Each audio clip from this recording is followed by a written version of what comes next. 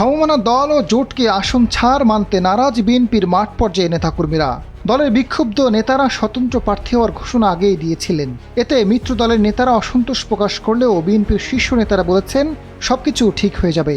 এরই মধ্যে অনেকগুলো আসন থেকে মনোনয়ন ফর্ম তুলেছেন বিদ্রোহী বিএনপির নেতারা, যা চরম বিপাকে ফেলেছে মিত্র ও দলের অন্যান্য প্রার্থীদের। ব্রাহ্মণবাড়িয়ার 2 আসন থেকে বিএনপির আন্তর্জাতিক বিষয়ক সম্পাদক রুমিন ফারহানা স্বতন্ত্র প্রার্থী হিসেবে নির্বাচন করার ঘোষণা দিয়ে মনোনয়নপত্র তুলেছেন। মাওলানা জুনায়েদ আল হাবিবকে এই আসনে বিএনপি প্রার্থী দিয়েছে।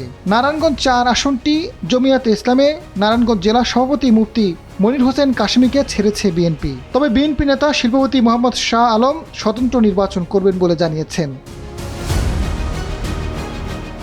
নীলফামারী 1 আসনে জমিয়াতের মহাসচিব মাওলানা মঞ্জুরুল ইসলাম আফিন্দি নির্বাচন করবেন।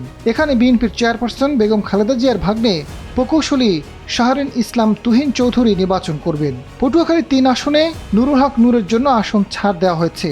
তবে স্বতন্ত্র প্রার্থী হিসেবে নির্বাচন করার ঘোষণা দিয়েছেন বিএনপির নির্বাহী কমিটির সদস্য হাসান মামুন। নারায়ণগঞ্জ 2 আসনে বিএনপি মনোনয়ন দিয়েছে দলের জাতীয় নির্বাহী কমিটির ঢাকা বিভাগীয় সহ সাংগঠনিক সম্পাদক নুরুল ইসলাম আজাদকে।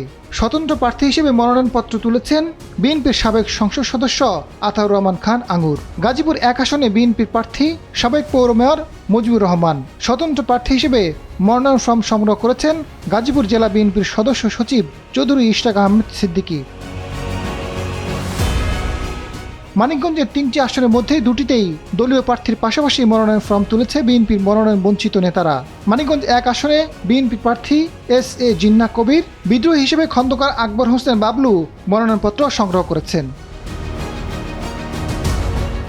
মানিকগঞ্জ 3 আসনে বিএনপি মনোনীত প্রার্থী জেলা বিএনপির আহ্বায়ক আফরোজা খান রিতা। তিনি ইতিমধ্যে মনোনয়ন ফর্ম সংগ্রহ করেছেন। এছাড়া ফর্ম নিয়েছেন জেলা বিএনপির সাবেক সহসভাপতি আতাউর রহমান খান আতা। মুন্সিগঞ্জ 3 আসনে বিএনপির প্রার্থী কামরুজ্জামান রতন। একই আসনে মনোনয়নপত্র সংগ্রহ করেছেন ইফতেখার আলম রিপন। আজাদ ফারুক, সময়ের আলো।